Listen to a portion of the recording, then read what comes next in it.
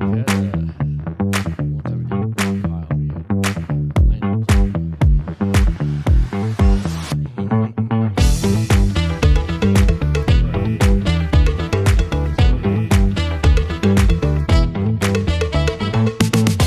to Kidmin Backstage, a place where we talk about kids ministry and take a peek behind the scenes. We try to share a little bit of what we've learned that works for us and some of our failures so you can avoid them. We release a new episode every Friday, and this is your backstage pass to see the magic or disaster that happens behind the scenes of our kids ministry. I'm your host, and today I am joined by, I got a couple new legends on the podcast. So, Brother Dawson and Brother Clancey. So, welcome. Good afternoon. Glad to be here. Yeah, glad you guys are here. This will, I think this is going to be a fun topic. What are we talking about today? What's the title there? Once upon a theme. Yeah, Once Upon a Theme. You need to get that mic in front of you though, so we can hear you. Yeah. Once upon. You can move it if you need to. Okay. Yeah, that would probably be so better. yeah, Once Upon a Theme. So I should add sound effects to this part right here. But imagine walking into a classroom and suddenly finding yourself on the streets of ancient Rome, in the depths of a rainforest, or aboard a spaceship headed for a distant planet. So, in our Sunday school, we love building big, epic sets, and we're kind of known for that. But this is kind of interesting. I was looking at something a while back. This is not in my notes, but I was looking at something a while back with, they have like these screens, you know, like the thing in Vegas, that big eyeball or whatever. Oh, yeah, yeah. Mm-hmm. So they have the like, sphere. The sphere.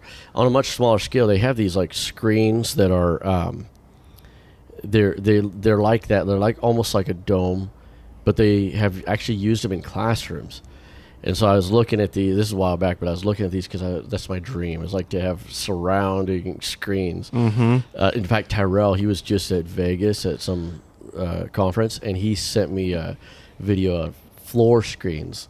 Oh, wow. So can you imagine floor, ceiling, walls? Oh, man. Just transforming your environment. Oh, you know? completely, yeah. It'd be all digital. That'd be so cool. But, of course, a lot of what we do is interactive, so that wouldn't maybe work as well. Mm-hmm. But anyway, in all of that, I have this note here that studies show that immersive learning environments can increase student engagement by up to 40% and improve their information retention. And so, I had found that while looking for some of the screen stuff. But how much more important is that with the message that we have, right? Right. Mm-hmm. You know, like I want my kids to learn in school. But the message that we're trying to convey in Sunday school is, you know, far superior. And so, so that's kind of what the podcast today is kind of about, going all out with themed classrooms, or, you know, when we say classroom, it's a big classroom, I guess you could say, you know, and we do a broad range of ages. But so we do themed classrooms complete with elaborate decor, costume teachers, thematic music, interactive props, and this can basically, we talk about it all the time, but transport kids into another world where they step through the door and they do step into another world. That's kind of the whole idea. So, yeah, that's kind of what we're going to talk about today, and I think it's going to be fun. Yeah. Yes. So, what is some of the, just off the top of your head before we kind of dive into the notes, what is some of the, and we're going to hit this later, but what's some of the big either themes or just elements of a theme that stands out to you guys in your memory? I think probably the first one is the space theme, you know, where we had those doors, you know, you walk in and, you know, in that, I don't know what you call it, you know, lobby almost. Yeah. I don't remember what name for it was, but then, you know, the kids go into there and then the doors open, the smoke's rolling out, and the big old spaceship that's probably one of the biggest part that stood out to me. Yeah. That's one that stood out to me. Just you walk in the door and the wow factor is right there. Definitely. And just, you see the lights, and it's super so cool. And those lights were on like they had like an app for the phone, so you could do different like. Oh yeah, we had the chasing lights above, right? Yeah, chasing in the tunnel. Mm-hmm. Yeah, it was really cool. Yeah, that one is a big one, and there's so many, but we talk about all the time, I say magic and disaster, so we talk all the time about the river disaster. So maybe we'll talk about that again. People might get sick of that. But that was, it turned out, even though we had the disaster of the big leak and everything, it turned out to be awesome. Yeah. I mean, when people came up, there was a river with water at the one corner, almost about where you're sitting right here. At the one corner, we had the pumps in there. It was going so fast that it was actually literally white water. Really? Like we had blue dye in it to make the whole thing, but it was bubbling and running. But it was going really fast, and it had a curve where it went around, and it actually literally was white water going around the I rocks. remember that part. Yeah, that is so cool. It was like right before it went under the bridge that went into the castle. So, yeah. So anyway, we like to do epic, big themes. But the first thing is kind of along that point I was talking about is the impact of immersive environments. So I guess, we talk about, sometimes we talk about these immersive environments and the decor and the themes and everything. And I guess that I know some Sunday schools don't do themes really strong. And so I advocate for it, and every Sunday school is different, and that's fine. It should be different. Right. But I guess maybe sometimes it's almost like I'm defending it or something, this is why we do it. And so I do think, we talk about on this podcast, of course you guys haven't been on it before, but we've talked about often about how our script, everything in the script points to the altar. Right. And of course I talk about that in practice, right? Yeah. And so everything in the script points to the altar. Well, even our decor, in a way, it still is pointing to the altar, because our ultimate goal is we're trying to engage these kids. And we are, like, especially our church kids that come every week, and we have some kids that come on the bus that come every week as well, but we're trying to disciple them. And so as far as the quote-unquote learning, like we talked about in the earlier study or whatever, they are engaged, so they're going to remember better. Yeah, because if you can create an environment where they want to learn, that they're comfortable in, we're gonna catch their attention a lot easier. Exactly. Mm-hmm. Yeah. Instead of like the cliche of a boring class. Or right. Something, Exactly. Yeah. We're gonna sit down and listen to somebody talk or whatever. Mm-hmm. And we don't do much sit down and talk. I mean, we have like a lesson. Our lesson part is the closest to that. Right. Yeah. And even that, sometimes I want to do more object lessons. I know I've said that before, and we've done some, but that's probably the closest we get, and that's really short. Yeah. And our segments are short. But anyway, so yeah, we the other thing, I wrote a note here, the more immersive the environment is, it activates like different parts of the brain. Mm-hmm. So we're not like, getting into a psychological study here or anything. But the thing is when the kids walk in, and this is the difference of like that screen idea, if it would be super cool. I hope one day that we could have something like that. But we have like tunnels the kids could go into, or doors they go through, or climbing walls and rock slides. walls. Yeah. Caves. Yeah, and so that's interactive. And some kids are scared to death of it. They don't want to go. I remember my younger son, Ashton, he didn't want to go. He didn't want to go down the big slide for a long time when he was younger. He just did not want to go down it, even though he was here helping me build it. He was just scared, Mm-hmm. We have had some pretty tall slides. Yes, and they're fast. They're very fast. Yes, very fast. A few wipeouts. Yeah. Hey, I remember it wasn't. So the first slide we built, I think it was the first slide I built. It was 2012. But I remember not too long ago. I don't remember what theme it was. Remember the playground that was really colorful. Mm-hmm. It was like bright green and all that. That was like the first one you built, I think, right? No. That wasn't. That was just a few years ago. Oh, okay. Yeah. No, the first one I built was back in 2012. It was right here in the middle of the room. It was an army theme, and that slide, I didn't know what I was doing. I had no landing or anything. But no, the one that was really colorful and everything. I cannot remember what theme that was. But anyway, Josh Josh went down because he helps build, and sometimes he's in Sunday school. He went down and he had these. I mean, it's fast anyway, but he had on like some kind of warm ups that were really slick. Mm-hmm. And we had just put the metal down, so there was no like nothing. It wasn't dirty. It was slick, you know. And he went down and he bounced like Tigger, like he bounced twice on his bottom on the floor. Man. Oh man, he did get hurt, but it was like whoa. So yeah, that was pretty epic. But anyway, so when you have all of these things, like I mean, I remember when we did the pirate theme one time, and a kid stepped in the water. And they got their feet wet, you know, in the water, in the little. It wasn't really a river like the other one, but it was. We had the water right beside the boat in the bottom, you know, by the bottom of the boat, the first pirate theme up here. And so, you have all these senses, you know, that are happening, you know, and we haven't really done smell.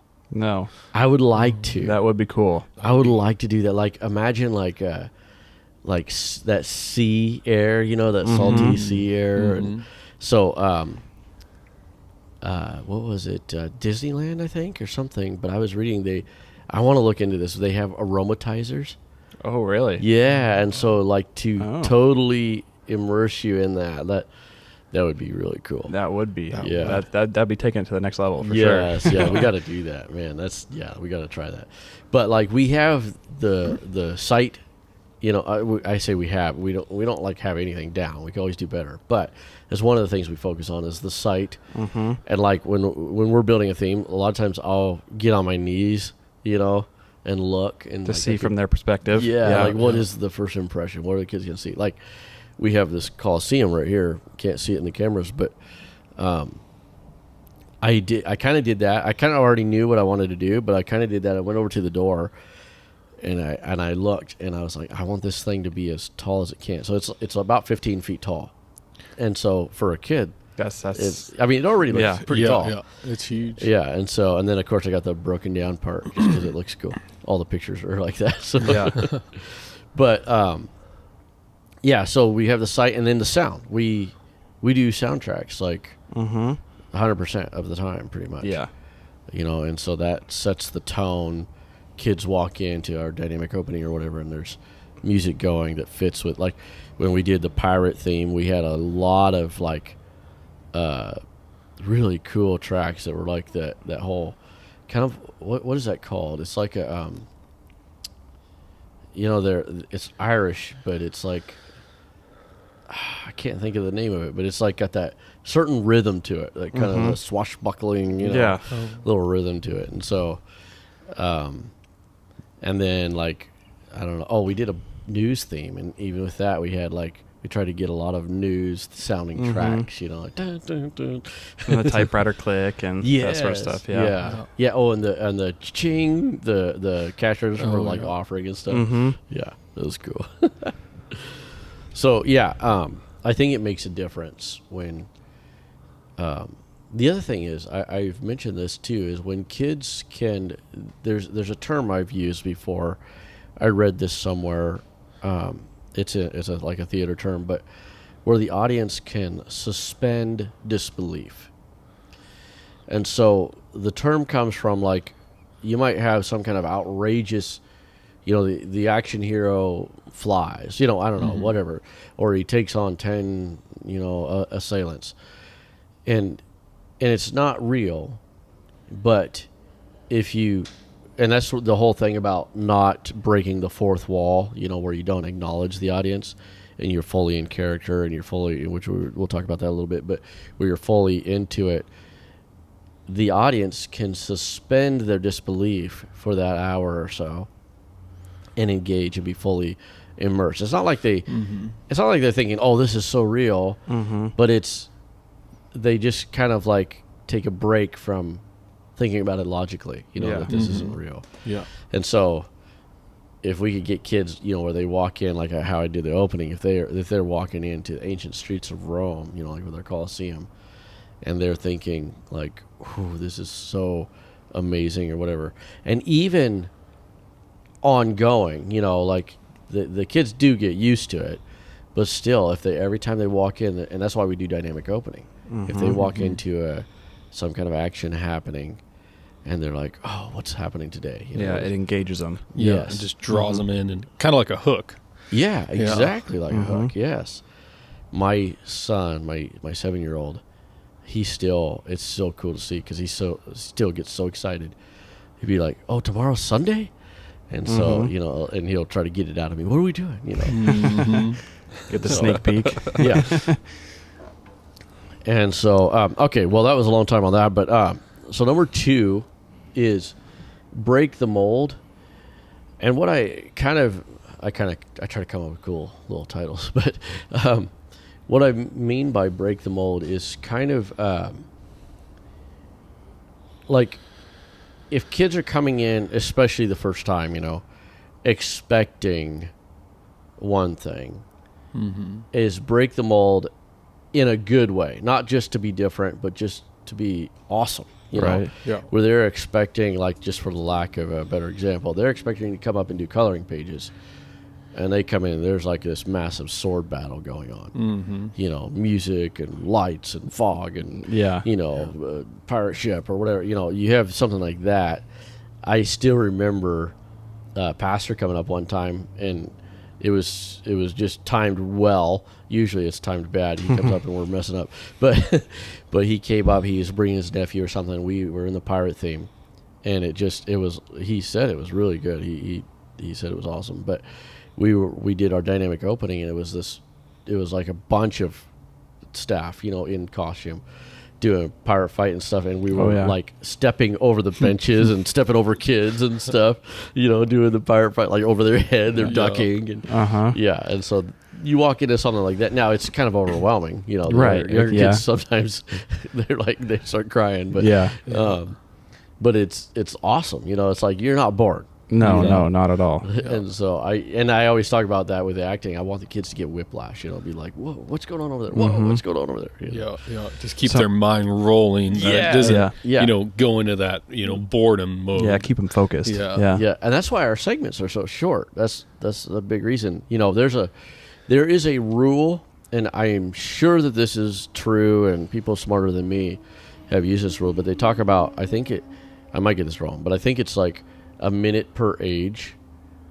And really? They're 5 years old, 5 minutes, whatever. I think that's what it is.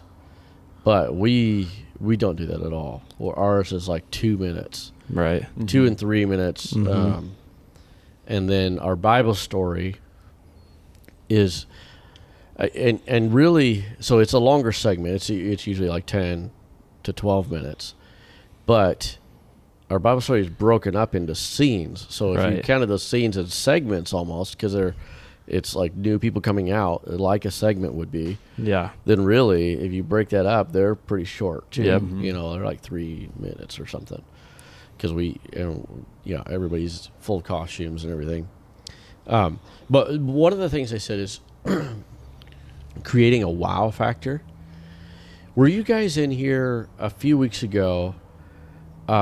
It seems like one of you guys might have been here, but a few weeks ago we were it was in our transition, so we don't have like a theme going, and we were in our transition, and we were recycling a script and that we had done, a couple years ago, and we went through script review, and then I was like, what can we do to take one of these elements over the top? Do you guys remember that? Were you guys in here? Yeah, I don't think I was here. Okay, so I think Clancey might have been. I thought one of you guys might have been here.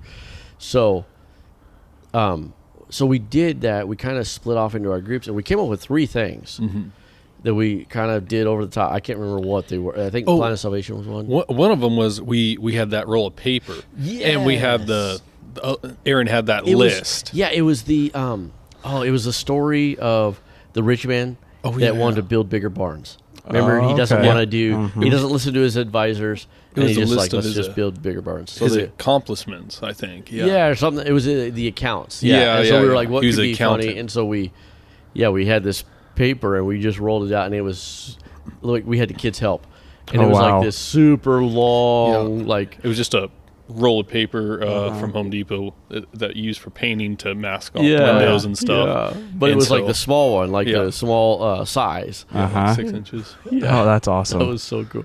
Yeah, because I think you thought of it and you remembered that we had something out in the maintenance area. Yeah. And so we went and grabbed that, and that was so that was one of the things. And it's not huge, but it was cool as far as spur of the moment. It was cool. It was just a little element to take it further. You know? And not just do the bullet point as a bullet point. Yeah. And, I mean, he's stretched it out, all the way to this end and then back to this end. I mean, that's like 80 feet right there. That's pretty crazy. That's funny. Yeah, the kids helped, right? Yeah, like 2 weeks ago when wrapping around them. When I was I can't remember where we taped those pieces of paper together and I wrote out the praises to God. That was cool. What was that segment? Yeah. That was for that was offering. Offering, to introduce offering.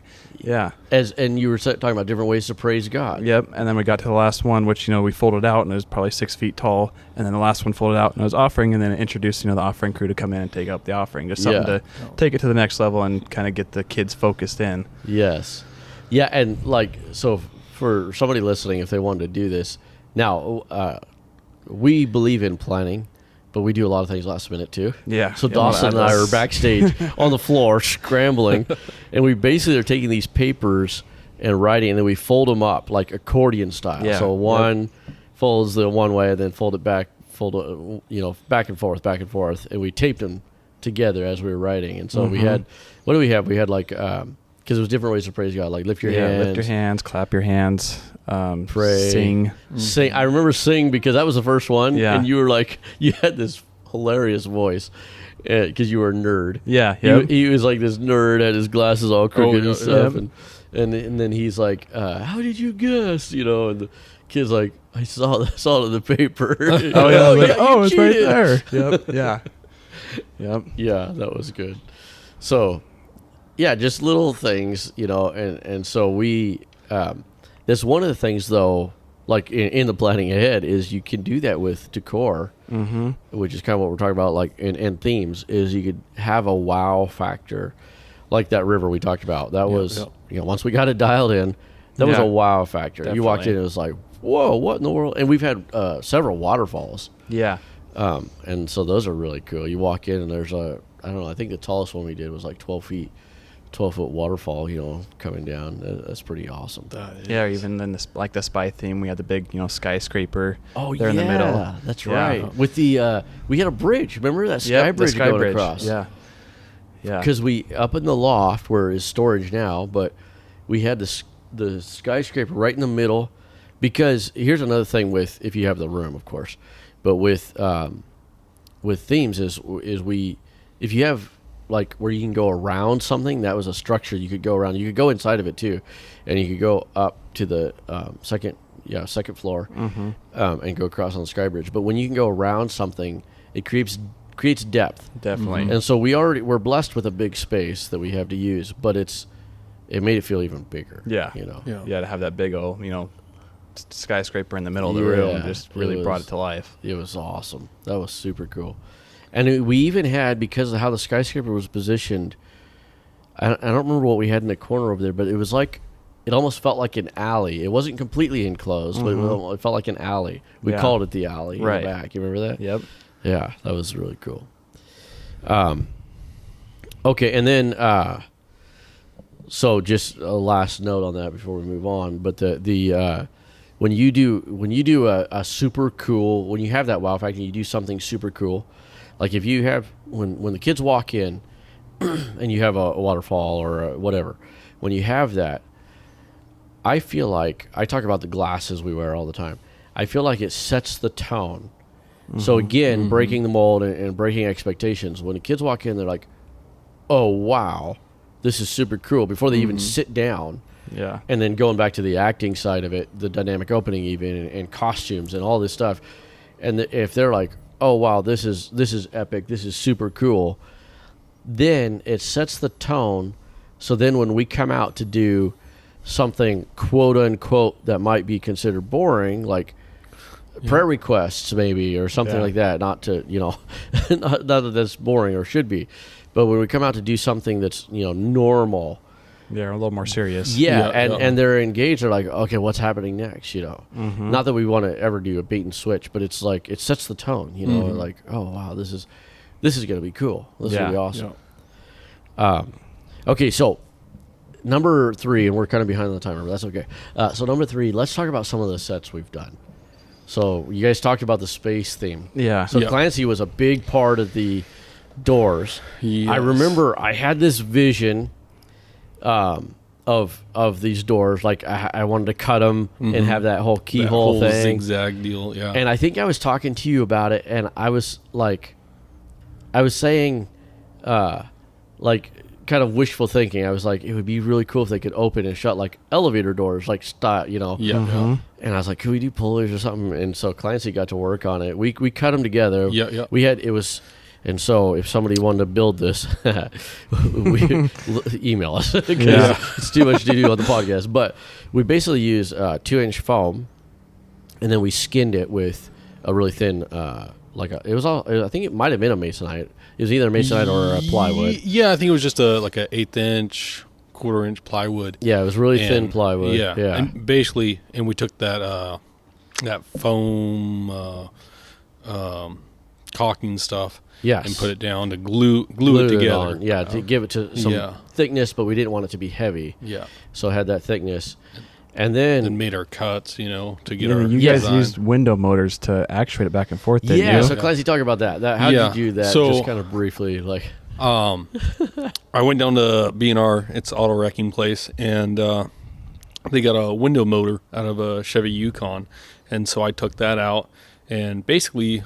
There's 2 wires that go to that, and you can swap the power, and if you swap the power, it goes in reverse, and so you could open and close. For, reverse polarity. Yeah.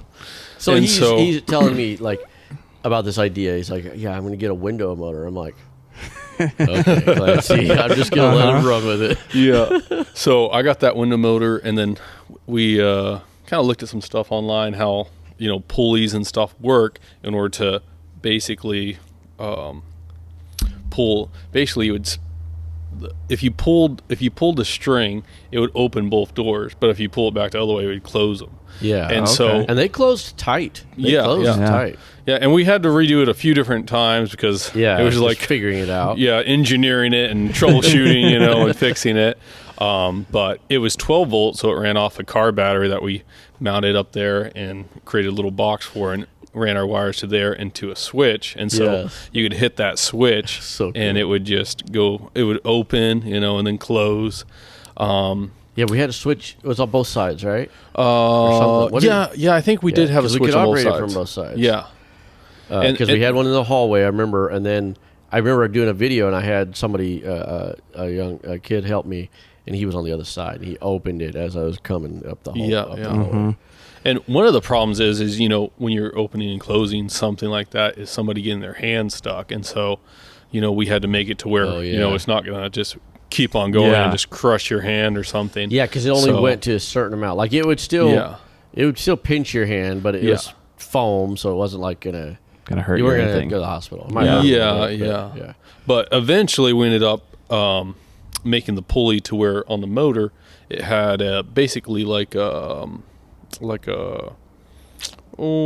of those, just a rubber band type deal, to where it would spin, on the motor, so you could like hold it open or even pull it open while it was still moving, and and it wouldn't burn it up or anything, or And we had to get my trickle charger for the battery and plug it in. You remember that? Yeah. We'd actually plug it in like, oh, did the battery get charged? A couple times it didn't. We're like, oh no!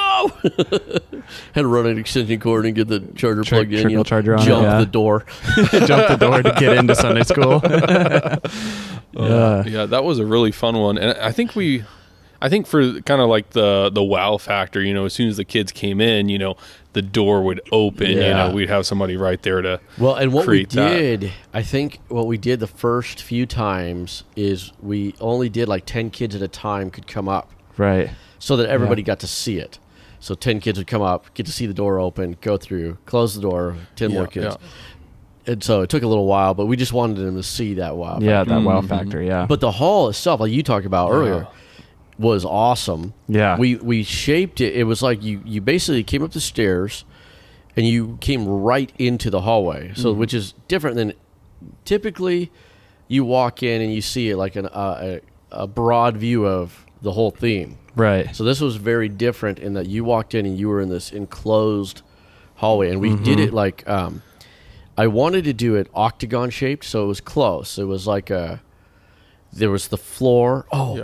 And the floor was we laid plywood just basically flat on the floor, but then we cut out because the plexiglass. It was too expensive to do the whole floor. Yeah. So we did these plexiglass strips that were like they were 2 thicknesses of 1/8 inch because I didn't want them to break, and then we laid down.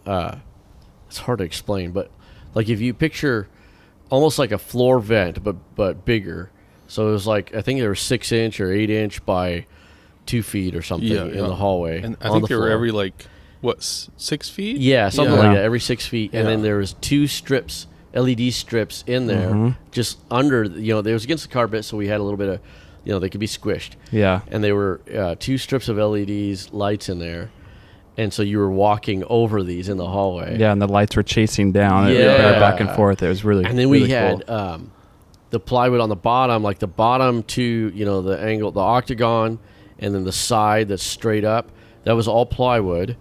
But then on the top, it went to that, that foam you can buy that has a silver backing on it? Yeah. So we had the silver side in, and then we had lights up there. And it was reflecting down. It was reflecting. It was super cool. Yeah, we have a video of it on our church website.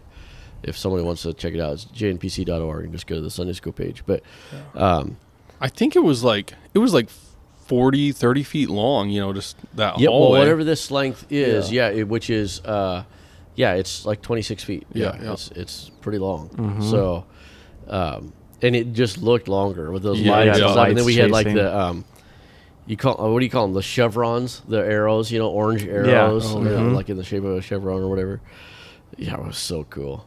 And then we're over our time, but the other things, when you came inside, we took cardboard carpet tubes. You remember that? And we painted them shiny silver. Yeah, to look like ducks or pipes. Yeah, and they were going all the way up to the ceiling. Yep.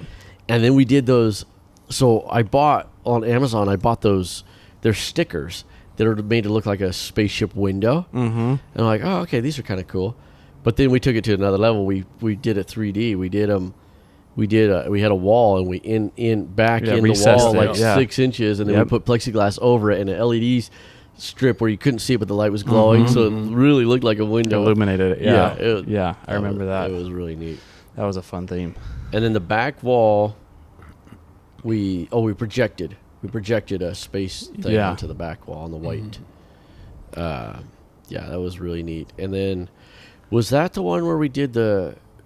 Yeah, we had the black boxes with the lights in them too. Remember that? Yep. Yeah. Oh man, that was. And I think you probably need to mention that suit that Brother Keach brought in, that blue one. Oh yeah, well he wore it. Brother Arter brought it in. Brother Arter got it from his work. Brother Arter. Yeah. So it is a hazmat suit, but this is a hazmat suit like no other. Like it's fully enclosed. You have to have somebody zip you up in the back, and it's got this big like helmet thing. Yeah, it's huge. It's like I don't know what. I mean, it's a hazmat suit. It's full on gloves. Wow. Enclosed into the thing, and then in that video, Brother Keach is standing at the end of the hallway, and when we came in, and he was so hot when he got out. He was so hot. Yeah, that was like you could get trapped in that thing. I think it had like a cord on the back, so you could try to pull the zipper down, but we always helped somebody get in and out of it. Yeah, that was awesome. That was super cool. Yeah. I forgot about that. And then we all had our silver jumpsuits. Yeah. The light up shoes and the glasses. We still have all that in our time capsule. Our time capsule. Yeah, did you not hear about that? So when we took down for that theme, I don't remember exactly when we did it, but we do ages 5 through 11. Yeah. And so we took down for that theme. My daughter's putting everything in a tote. Well, not everything fit, but like most of the costume stuff. The silver hats, the shoes, the silver jumpsuits, other stuff, the skirts. So she put it all in there in this big tote, and then put tape on it and said space theme or whatever, and then time capsule do not open until 2027. Oh, wow. That's which is cool. only a couple years away. Yeah. Isn't that crazy to think? That is. I remember people scoffing when we rode that, like, oh, I won't be here. Well, I was like, yeah, I know how fast time goes. Yeah, time flies. Yeah. Okay, well, number 4, and we're running over our time, but we only talked about the space one. We could talk about a couple more, but I just want to mention this over the top. I believe that you shouldn't do anything half-hearted, no matter what it is. If you're 100%. Singing, playing sports, whatever, don't do it half-hearted. And so we don't do our themes half-hearted. And so the over the top, and when we're talking about immersive, it's not just the construction that we do. We do cool construction and everything, but we have theme music the whole time. Mm-hmm. We wear costumes. Even for segments that are not going to be theme related necessarily, we'll still put on a costume. Yeah. Mm-hmm. And then of course we're big on Bible story. Our Bible stories are acted out and fully costumed. Mm-hmm. Yeah. And then something that's probably a little bit different that we do is we're interactive. We have an interactive Sunday school, and so often, when I mention this to people, I see eyebrows raised. I just did a class that I mentioned this not too awfully long ago, and I saw some eyebrows raised. But I was like, we get our kids up and we go into another room sometimes, and they're like, "What?" Yeah. But yeah, so we just did a big battle, with the Nerf golf balls, and so it's interactive. So the kids, they get to see it, and we try to make it where it's so cool that would be enough. Yeah, kind of like with our Narnia theme, where we got to go through the wardrobe, and the kids got to, see the whole Narnia theme. Yeah, and the snow coming down, and the smoke, and be able to transform from room to room. Oop. Yeah, and when they come over, then it's like another wow. It's exactly. They first come in and it's like, ooh, this is cool, and then they go, yeah. So yeah, we try to make it interactive, but. So another one I was thinking of is the Pirates and Navy was pretty cool. We've done that. We did it. So we actually did Pirates and Navy the first time. I don't know if Dawson, I think you were in it when we did it in the fellowship hall back when we set up every week. Mm-hmm. Yeah. So we used to set up every week and take down every week, and it was a much smaller room. And the way we did that with our space, we did have a little bit smaller class, but the way we did that with our space is the kids would get on the ship. Yeah. I mean, we always do it like that, but they would get on the ship. And so it wasn't like you're sitting down. I mean, we had a stage kind of, but it wasn't like you were sitting down and there's a ship on the stage. You're in the ship. Right. And so even the one in the fellowship hall, I've told this story so many times, but there was a dad bringing his kid, a visitor bringing his kid, and he rushed out, and I went and chased him down because I thought something was wrong, because I was like, oh man, what's wrong? And I mean, he dropped his kid off. He left his kid, but he took off. And I was like, is everything okay? He's like, I gotta go get my wife. She's got to see this. Oh really? Oh wow. And that was when we were setting up every week, and so you can do, we're so blessed. We share with the school, and that's about it. But we get to keep our sets up for the most part, and we're so blessed. But we did it for years. Yeah. When we set up every week, it was epic. It was big. It wasn't just hanging a few decorations on the wall. I mean, it was major. Yeah, full scene setters and trees and rocks and whatever. Mazes. Mazes. The mazes are so cool. Yeah, yeah. So we done. So you can do it. It's just it takes work, and that's the secret. There's no magic trick. It's just you got to put the work in. Yeah. Put the hard work in. And the cool thing I was going to mention too is about the Pirates one. The pirate ship is always the cooler ship, so that's what we focus on. But the storyline we did is Navy, and so in the action curriculum we're going to do pirates, but the pirates are going to be not bad pirates because it's going to be a pirate thing, But when we did it, it was Pirates and Navy, and so every week the kids didn't know what ship they were coming on to until they got in.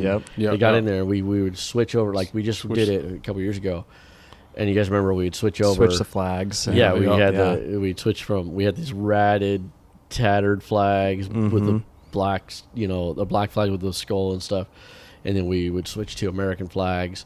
We had these old ropes, the big 1-inch ropes. We'd switch them out for the white ropes for the Navy. Yep. Yeah. It was so when they I came feel like on, that's just like last year. It's been a couple years ago now. Yeah, I remember putting up the main beam, that the went mast. straight up. Yeah, the mast. And then we put the 2x6 across there.